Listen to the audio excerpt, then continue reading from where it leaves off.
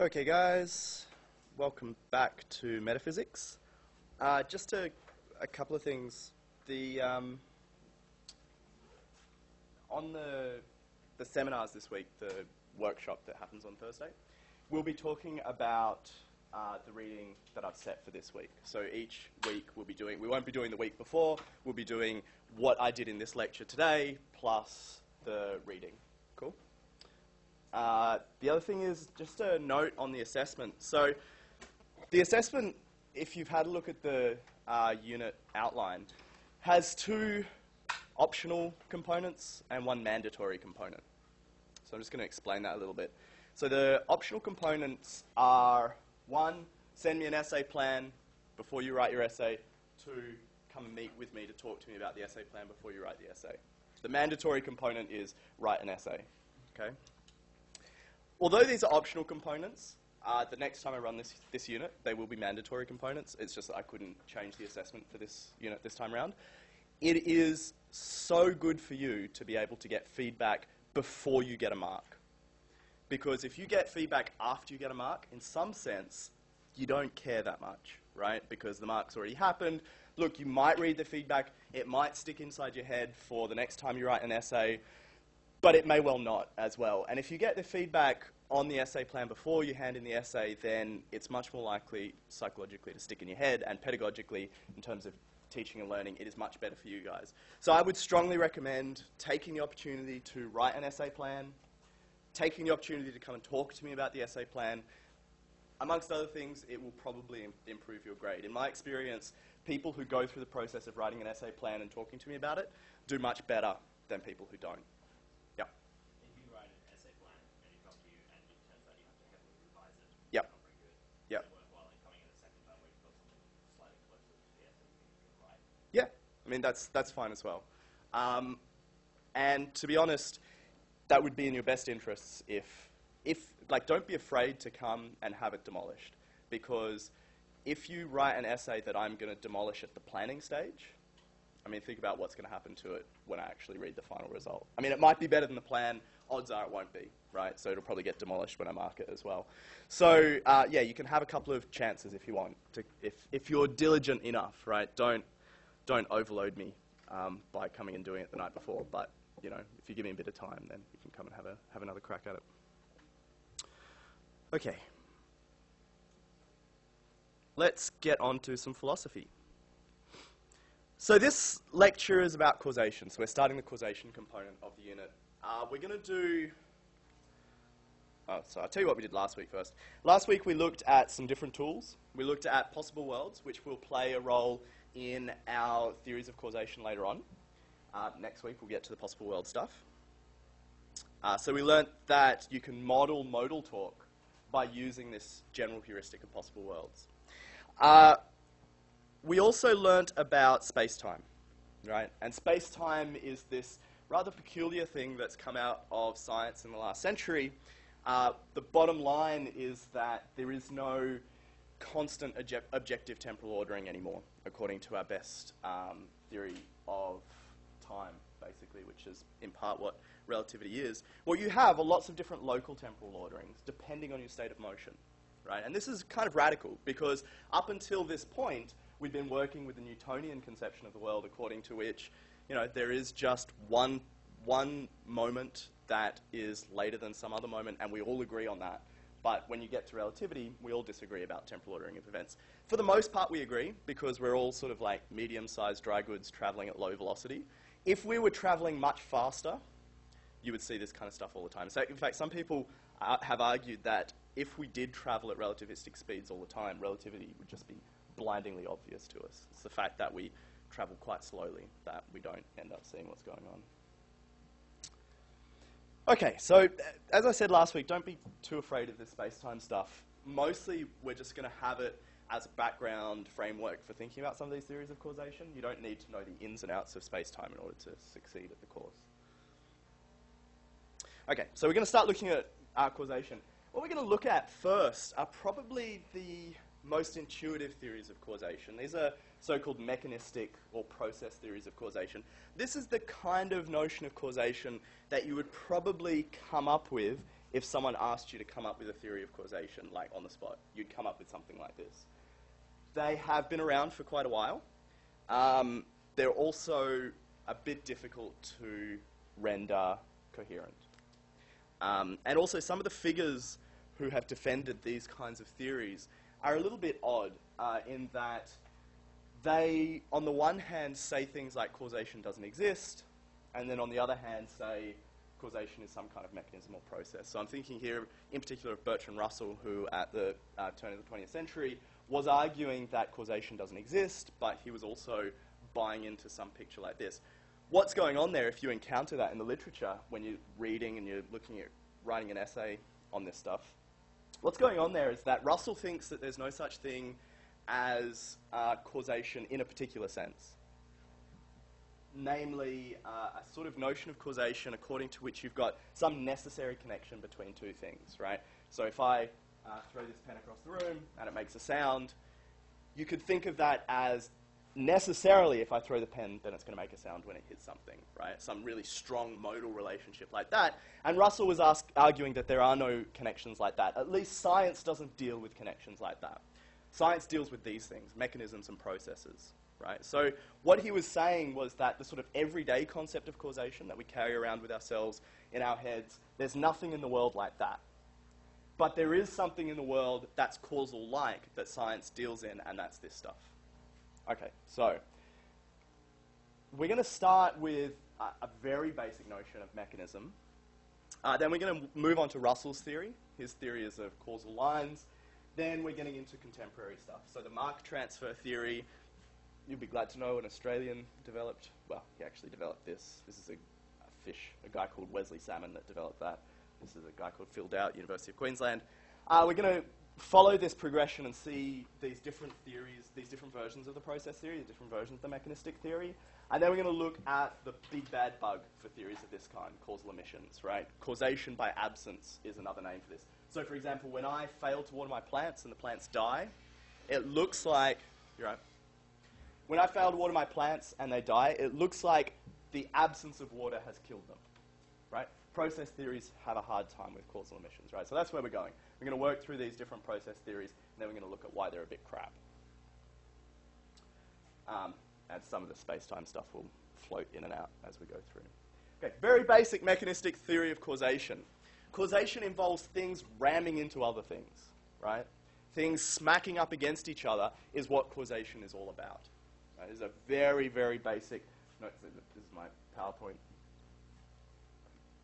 I'm just a bit proud of these PowerPoint animations. Just show you a couple of times. We can model this using the basic Newtonian picture of space-time that I was talking about last week. That's where you divide the world up into spatial sheets, but we all agree on the temporal ordering.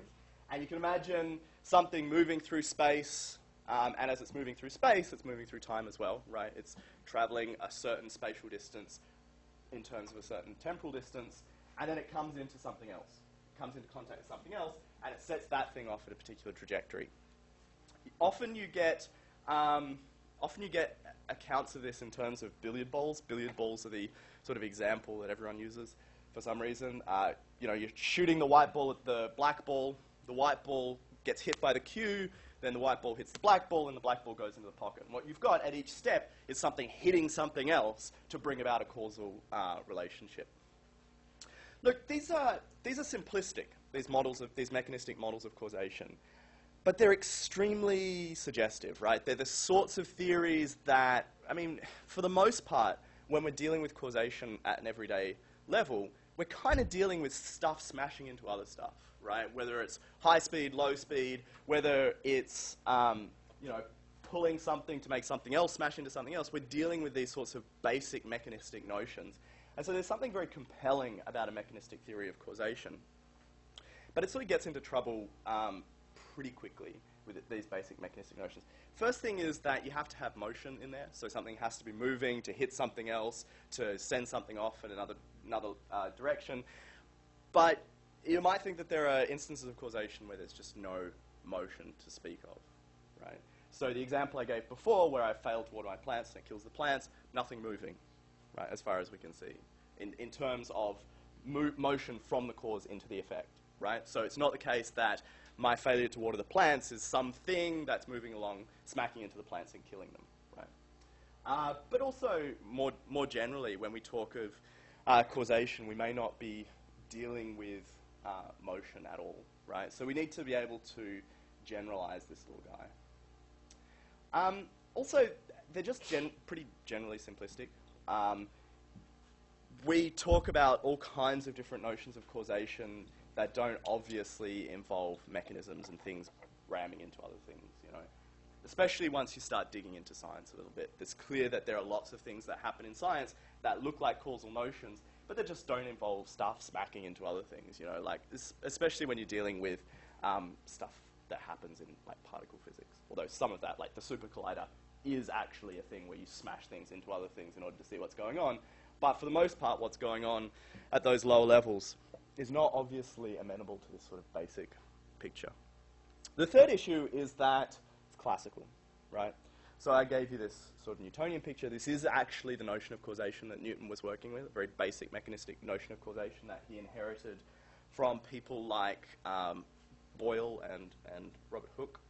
And it's not relativistic yet, right? So we can use this little basic Newtonian space-time to model it, but we actually, if we really want to deal with causation in the real world, we've got to take into account relativistic effects. And so if we're talking about things ramming into other things, it had better be sensitive to what happens when these things are going very fast. Yeah? If someone was a proponent of this theory, yeah, would they extend it as far as saying perhaps that if I'm speaking, I'm hitting the air, the air is sort of hitting your ears, and that's hitting the nerves, and you're going with thought? Yeah. Go that far? So the question was, just for the people listening to this at home, would this theory go so far as to say that when I say something, something hits the air then hits my ear, and then something in my ear hits my brain and creates thought, right? As a matter of fact, they did go that far, right? So especially before we really understood how, like, wave mechanics, stuff like that works, right? They did think that when I say something, well, I mean, actually, this isn't that far from the truth, right? When I say something, it does set off a vibration between me and you, like molecules hitting each other, and then you hear it, right? Because those vibrations then interact with the little fiddly bits in your brain and your ear. So they do go that far, yeah. It gets a bit weird, right? To try and, like, I mean, Doesn't seem to fit the whole it's billiard balls. no, it doesn't fit the whole it's billiard. Well, it does. I mean, they're just very small billiard balls, right? I mean, atoms are just like really small billiard balls smacking into each other, right, to create vibrations and waves. I mean, you can sort of see, like, quite rightly, it is starting to become hard to fit this into a sort of fully adequate science, right? Do they also try and account for magnetism? Do they try and account for magnetism? Well, magnetism is another problem, right? Because magnetism is one of the cases in which you don't have things smashing into each other, right? Fields in general are a problem, right? When you've got a magnetic field and the field is interacting with another magnetic field to create repulsion or attraction, what's smacking into what? Do fields smack into each other? Well, fields are probably not obviously in motion. Like, it becomes very tricky when you start to extend it to things like magnetism, but fields in general, like quantum field theory, just not very happy with this sort of stuff. Okay, so look, it's simplistic, you've got motion only, it's classical, not so good. But as I said, there's something compelling about it, right? There is clearly a class of instances of causation that are sort of described by this sort of phenomenon, right? There's something right about saying that what's going on with the billiard balls is something is smashing into something else, right? So what we get is something a little bit more complicated from Bertrand Russell with his theory of causal lines. And this is the first time we really start to see processes taken seriously in philosophy of causation, at least, if not science more generally. So here's a quote from Russell. He says, "I call a series of events a causal line. If, given some of them, we can infer something about the others without having to know anything about the environment." Okay? So you've got a sequence of events, right? And if you can, based on what's going on with some events in the sequence, infer information about events that are later in the sequence, right? then what you've got is a causal line. So not everything is going to be, not any sequence of events is going to be a causal line of that kind, right? If I just take a random sequence of events, like Caesar crossing the Rubicon, the first moon landing, and then 9/11, right? If I just take those three events, sorry? Illuminati, right? This is not a conspiracy theory class. If I just take those three events, then it's not obvious that I can infer anything about, like, a later event. It's not like I can look at what's going on with Caesar when he's crossing the Rubicon and be like, oh yeah, people are going to get to the moon soon, right? Just can't make that inference. So not everything counts as a causal line. That's good, because if everything counted as a causal line, then the theory of causation that we're trying to build here would just trivialize and be uninteresting, right? There are then questions about what the hell a causal line is, right? So he says it's a series of events such that you can infer sort of things in the later parts of the sequence from things in the earlier parts of the sequence, but we might want a bit more information than that. So he gives us this. A causal line may always be regarded as a persistence of something. A person, a table, a photon, or whatnot. It's an interesting list, isn't it? Persons, tables, and photons. Throughout a given causal line, there may be constancy of quality, constancy of structure, or gradual changes in either, but not sudden change of any considerable magnitude. Right? So that last part's kind of important, but there's a couple of things going on here. One of them is that he connects causal lines specifically to persistences of things, right? Objects, persons, tables, photons, discrete chunks of matter, right? Again, how's that going to handle magnetism? It's not obvious that magnetism is a case in which you've got a thing persisting depending on what a field is, right? And there are sort of serious questions about the ontology of fields to answer there. But, you know, setting aside that basic idea, it's not just a series of events now. It's a series of events that are sort of centered around a particular thing. Maybe it's a table, right, that at one time is blue, then at another time is red, and the causal line is such that you can infer that it's going to be red later on based on what's going on with it now and its blueness without information from the environment. Yeah? What does it mean by saying we don't have to know anything about the environment? If you take a billiard ball example, like, you might say, oh yeah, if you hit one billiard ball into another, it'll move. But the table could have something behind it. So what does it mean to say we don't know anything about the environment? That's a good question. And I think what he's trying to do is get it at like an isolated system, right? So think about when you're thinking about stuff like entropy, right? And you know the second law of thermodynamics, entropy always increases. What we mean by that is the entropy of a closed system always increases, i.e. a system that's not getting energy from the environment, right? And often in science, there's a sort of desire to be able to talk about closed systems, to be able to sort of isolate a system from the environment and then talk about what's going on in that kind of system. That's kind of what he's trying to do here, I think. But, you know, that brings with it its own problems, because what's going on with the environment may very well matter for what happens with causation. As you said, the billiard balls might be glued to the table. If they're glued to the table, then nothing's going to happen when you shoot one to the other, right?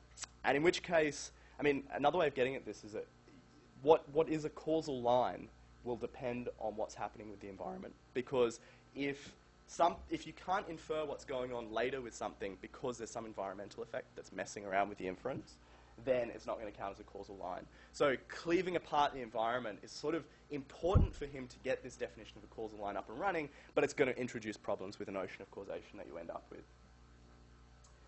Okay, so then there's this thing down here. Actually, there's two other things that we should note. This thing here, we can infer something about the others, right? So there's actually, the notion of causation that he's got here has got inference built into it. We'll come back to that in a sec. The other thing to note is this, not any sudden change of any considerable magnitude. So a causal line for Russell has to be a gradual sequence of changes. You can't have a massive sudden change in what happens with something because that just doesn't count as a causal line, right? You might worry about that as well. If something just spontaneously destroyed the planet, right? The planet just explodes. You might think that there's got to be a cause for it, even though it's sort of a sudden change, right? And it's a sudden change of considerable magnitude, right, in the causal line of the planet. Imagine the planet itself as the object that's the subject of the causal line. Sequence of events, things that happen to the planet, asteroids hitting the planet, dinosaurs crawling about on it.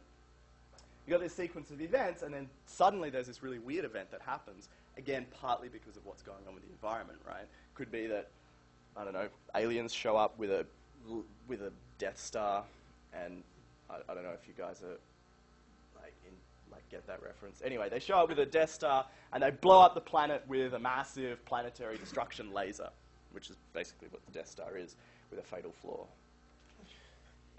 Okay.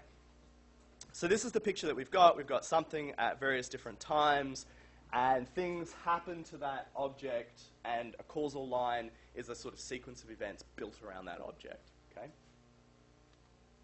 There we go. If you like space-time, there's a picture of it as a trajectory through the sequence of sheets that we were talking about last week. Okay, so we've got an advantage here. It's not tied to motion. Remember the first one was stuff smacking into each other, so things had to be at motion, had to have some velocity in order to smack into each other. The notion of causal line is more general. All you have to have is a sequence of events. So this table, over time, not moving at all. I mean, technically it's moving, but you know, in the frame of reference that we're in this room, it's not moving. This table over time can be a causal line, right? Stuff can happen to it even though it doesn't move. Okay? So we can have a notion of causation that's more general than the basic motion notion. But there's a couple of problems. We already saw one of the problems. This idea that you can cleave off the environment is tricky, right? To be fair, it's something that we kind of want to do when we're talking about systems in science and systems generally. We sort of want to be able to take the system in isolation because often things are just way too complicated if we don't do that, right? If you can't sort of ignore various environmental effects for the purposes of studying the causal processes within a system, it can be very difficult to come up with a plausible story of what's going on. Yeah? Isn't there sort of a difference between doing that in a sort of pragmatic empirical scenario and doing it in something like a conceptual causation? Yeah, is there a difference between doing it in a pragmatic empirical scenario and doing it with conceptual causation? I mean, I suppose you've got to keep in mind that we're trying to give an analysis of causation that should hopefully be useful for pragmatic empirical scenarios. Part of what we want to do when we're giving a theory of causation is something that makes sense of how we cause things in the world every day, makes sense of what we want to do to bring certain things out, which is a sort of pragmatic element, and makes sense of what's going on in science. So yes, there is this difference between providing a concept of something or providing conceptual analysis of something and then putting that thing to work in science. But at least in the case of causation, this is not always the case, but in the case of causation, your theory of causation is in some sense hostage to what scientists want to do with it. So a case where that's not obviously so, you know, some abstract concept like justice, you have a theory of justice, not obviously the case that is beholden to what scientists want to do with a theory of justice, because scientists, by and large, aren't that interested in a theory of justice. Okay. The other thing is that it's epistemic, not ontic. What do I mean by that? A central part of it was the inference. The theory of causation, the analysis we've given, has a notion of inference built in, and if no one's around to infer anything, there aren't any causal lines, right? I mean, maybe he means, like, in principle, if someone is around to infer, blah, blah, blah, but then things are starting to get messy because you're starting to use sort of modal notions, and now you're going to have to generalize your theory of causation. But for the most part, you would prefer a theory of causation to not be so connected to epistemology. Now, I say that, but there are people who want to go the other way, who want to think that, actually, there isn't anything that interesting to talk about when we're talking about causation in the world. At best, you've got various epistemic phenomena, like inference, that we talk about. Some people want to go that way. Other people, and I'd say the majority of people, think that your notion of causation should be this like thing out there in the world, especially along these sort of mechanistic notions, right? If what you're in the business of doing is sort of trying to capture that mechanistic conception of causation that seems intuitively compelling, then having it so heavily connected to your epistemology, to what you can infer, to what you can know, right? What you can infer is beholden to what you can know, then you might think that you've just sort of failed to really get at the notion of causation. Right? On the other hand, you could be like, look, we discovered something about our notion of causation. It's got this epistemic element. Okay.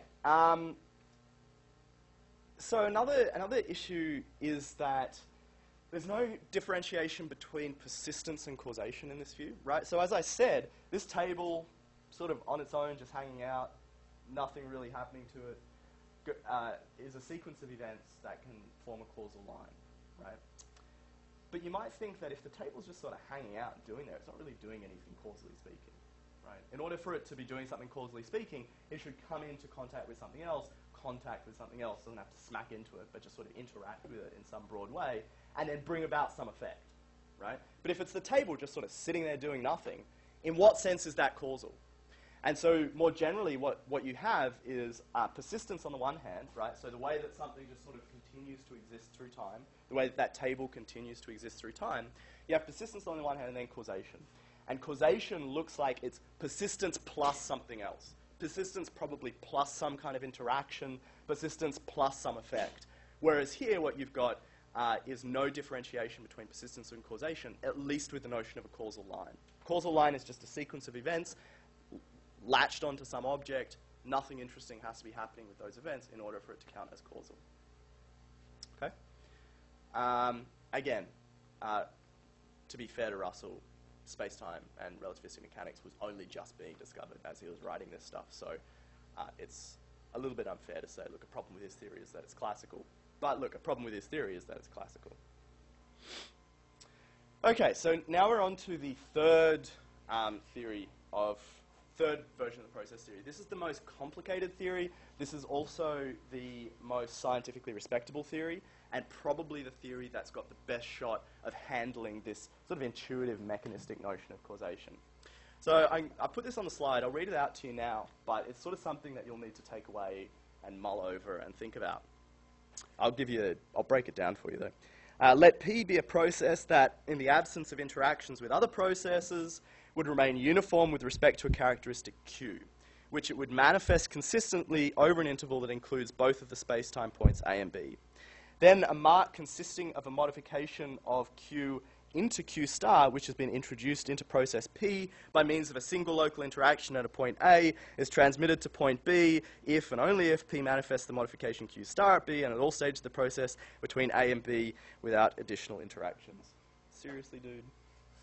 This is Wesley Salmon for you. Not the easiest person to read. Basic idea, right? Here's your space-time, right? We've got a time-like axis here, and a space-like axis across here. So one of the things about space-time is that there is still a difference between time and space. Very roughly, the difference is this. Your spatial dimension is the dimension across which you can't get between any 2 points at speeds traveling below the speed of light. Time-like axis, you can get between the points traveling at or below the speed of light. You don't really need to think about that too much. Okay, so here's what Salmon means by a world line. So we've got a trajectory through space-time, right? So this is just a path. It's like this thing, right? Except that the background geometry is different, right? But you can just think of it in this way if it helps, right? Just think of it classically for now, and then, imagine it non-classically. Okay, so what he means by a world line is a trajectory through space-time. So a process basically is a world line, something just sort of traveling through space-time, okay? So this is that notion of persistence, right? This table persisting, right? So you start with persisting objects, basically. Then you get another one, another persisting object, right? And it's got a particular trajectory through space-time, right? So, it moves around a bit, goes over here, goes over there, goes over here, right? So that's just the trajectory of it through space-time. It's the trajectory of this thing. A causal interaction, or an interaction in that definition, right? So the definition had, means of a single local interaction. Basically what goes on is that there's some point, right, at which these two things meet. So think of the two billiard balls, right? They're traveling on a billiard table. One's going in this direction, one's going in that direction. You can imagine those as trajectories, right? Just imagine them as lines. And there's going to be a point at which those lines intersect. And that's the point at which the billiard balls hit each other. Okay? So what's going to happen at the point at which the billiard balls hit each other is they're going to transfer something. Right? He calls it mark transfer. He doesn't really tell you what it is, which is one of the sort of problems. But you can kind of get an intuitive sense of it if you think about the billiard ball example. Something gets transferred from one billiard ball to the other when they hit, right? Energy, momentum, something like that gets transferred, right? And he's got this sort of general idea that whenever you, what causation, what this sort of process notion of causation really is you take something like the causal lines that Russell was working with, but then talk about them intersecting with each other, interacting with each other, and where they intersect with each other, you get some interaction happening, some change happening to one or both of the things, and that's what causation is, that interaction, right? So this table is just sort of like going along, it's got its world line, right, and then something else's world line intersected with it, right, the eraser's world line. And at the point where those two world lines intersected, stuff was transferred, right? Energy was transferred from the eraser thing into the table, right? That's why it slowed down. So that's what he has in mind. So a causal process, on the salmon type picture, this definition being horrible and unwieldy, but the basic idea being that you've got things traveling along trajectories, and when they intersect with each other, they transfer something between each other, and causation is that transference. So this gets around some of the problems that we were talking about before. So it gets around so it's not purely tied to motion. So something's trajectory through space-time. It could be a completely straight trajectory where it's not moving around much at all. It's just sort of hanging out like that table is. Or it could be something zooming around at radical motion. So it doesn't have to be something moving. So it gets around the sort of problem with the first pass mechanistic picture. It's not epistemic. There was nothing about inference in that story that I just told you. All that story had in it was things traveling through space-time smacking into each other. Not necessarily smacking into each other, but interacting and transferring some quantity. It doesn't have to be energy, but something. It was also non-classical. Yay, we did it in space-time. That was fun. It also distinguishes between causation and persistence, right? So it does that quite explicitly by building persistence into the general picture, right? So we had this table persisting, and persistence is just a matter of having a trajectory through space-time. You had that eraser persisting for a while until I picked it up. And then causation wasn't just a matter of those things going along doing their own thing. Causation was a matter of them interacting, right? So you've got a clear distinction between persistence and causation, which you didn't really have in the causal line picture. Yay! But what is mark transfer? Yeah. I'm just not sure how that is not tied to motion. I mean, to me, using the diagram, Yeah. if there is a clash, that presupposes some form of motion between two entities. I'm struggling to understand how there isn't motion, how that is not tied to motion for there to be two things to even interact in the first place. Yeah, So in this basic picture, you're right. There's you have to have motion in order to have these trajectories. Motion's a little bit tricky when we get into relativistic mechanics because from the perspective of either of these, you can actually view the relevant thing as at rest, and it's perfectly reasonable to do so. Motion itself becomes a bit weird when you hit relativity. So really, basically, the bottom line is that it gets not tied purely to motion, but in virtue of being non-classical. The way that motion gets understood in relativity changes such that when you're talking about trajectories through space-time, motion is just not so important anymore. Yeah. It doesn't matter that much for these purposes. Even if it was tied purely to motion, it would still be better than the theories that we've had so far. Yeah.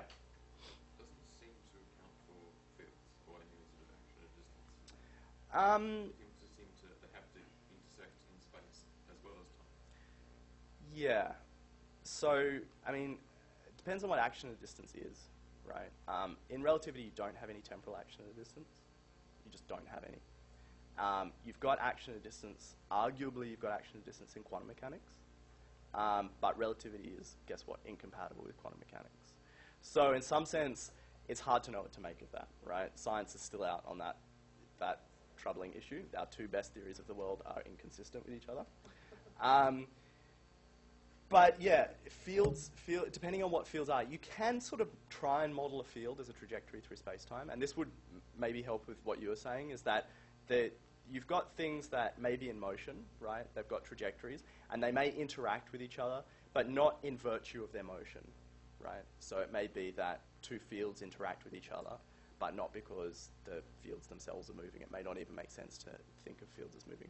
But you're right, fields are going to be tricky. But what this shows us actually is that fields are tricky, like, through and through, partly because things are not really settled with the science. Okay, so the final picture is the conserved quantity theory. So we wanted to know what a Mach transfer is.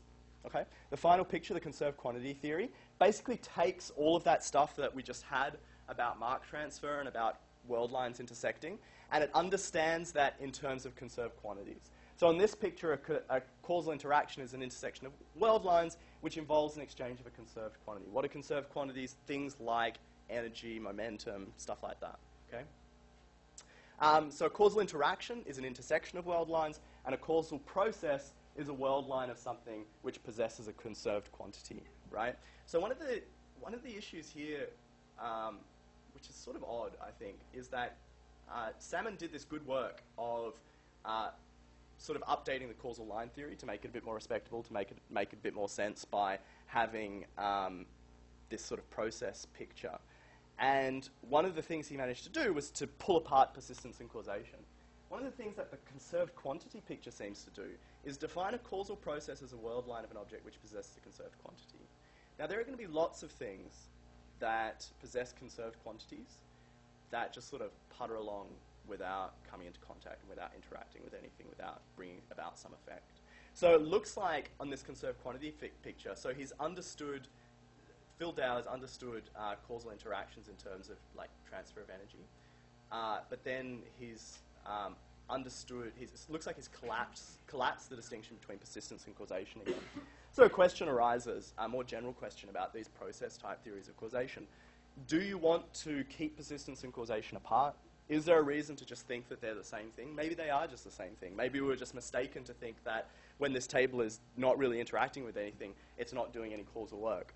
Or maybe they should be pulled apart, and if they should be pulled apart, we need to update this notion here. But anyway, bottom line is that conserved quantity theory, basically the same as the Mach transfer theory, but just adds in an account of what the Mach is that's being transferred. Salmon didn't give us that. Okay? So here's the picture again. We've got energy transfer or momentum or something that science will explain to us. Okay, I'll get to you in a sec. Okay, so the advantages. Looks like we're getting everything we need. We're not tied purely to motion. Modulators concerns that were raised before. It's not epistemic, it's ontic, it's non-classical, and we know what Mach transfer is, right? So it looks like we've got all the things that we need. Yeah? I'm just assuming that all of these theories assume sort of physicalist interpretation of the world. Yeah, all of these theories do assume a physicalist interpretation of the world. It's sort of difficult to marry this to dualism of any kind, yeah? Okay, so just quickly, the big bad bug for process theories. So here's just a very quick picture of an actual causal system. So Billy gets shot. Sorry, Billy. And what that is, you've got Billy's world line puttering along, and then Bullet's world line comes along, and then it transfers energy into Billy, right? And that turns out to be quite bad for Billy because transfer of energy comes with things like ruptured spleens. And then he dies. Let's come back to my failure to water the plants. So I've got the plants, their world line is puttering along, right? Then I've got this thing, the failure to water the plants. What is that, right? I mean, if causation is a matter of processes interacting with each other, like world lines crossing and energy being transferred or whatever, then how is it that my failure to water the plants, which isn't a world line, which isn't an object, it looks like it's the lack of a world line or the lack of an object. How is it that that interacts with the world line of the plant to kill them? What gets transferred and how? Yeah? Could it be accounted for things happening like energy transfers or something within the plant at a cellular level? It could, but then it looks like the cause is something to do with the plant, right? And I don't enter into it. So look, you can tell a causal story, and there is going to be a causal story to be told, right? But at some point in that causal story, I don't know how plants work, don't water them, and yeah, look, I'm not even going to try. But there's going to be some sort of biological story about what goes on. But our intuition here is that my failure to water the plants is important for that story. If you tell a complete story and it doesn't involve my failure to water the plants, then it looks like you haven't given me a full account of the causation. If you do include my failure to water the plants, then you're going to have to tell me what that is, right? So you're kind of stuck between a rock and a hard place, right? You've either got to include my failure to water the plants in your process story, right, and then tell me what that is, or you can exclude it and just tell a complete biological story about the plant, but then you're not including my failure to water the plants in the causal story, and so it doesn't look true anymore that my failure to water the plants killed them. Yeah? But perhaps it's instead of your failure to water the plants killing the plant, it is your watering the plant that continues the plant existing. Yeah, so this is something that they try to say. So there's sort of one of the fixes is to go for this thing called quasi-causation or quasi-processes. The idea that we can't make sense of my failure to water the plants being causally relevant on the basic process story. But there's something else which looks causally relevant, like the fact that it continues to be watered, right? That doesn't kill it, and then the watering stops, right? And they try to understand the relevant notion, the relevant instance of causation that way. Problem is you end up using tools from the theory of causation we'll be looking at next week. And then the question arises as to, look, if you're going to borrow all the tools from that theory of causation, what's the process stuff really doing anyway? Yeah? Yeah. To say like world lines, aren't like every conceivable world line essentially like one big world line coming from either the Big Bang or something preceding that? But isn't all just one big causal process? Not really. And like objects, you can conceive them as different things or different, persisting entities interacting, but surely on some level they're like, say everything in this room, for instance, at some level is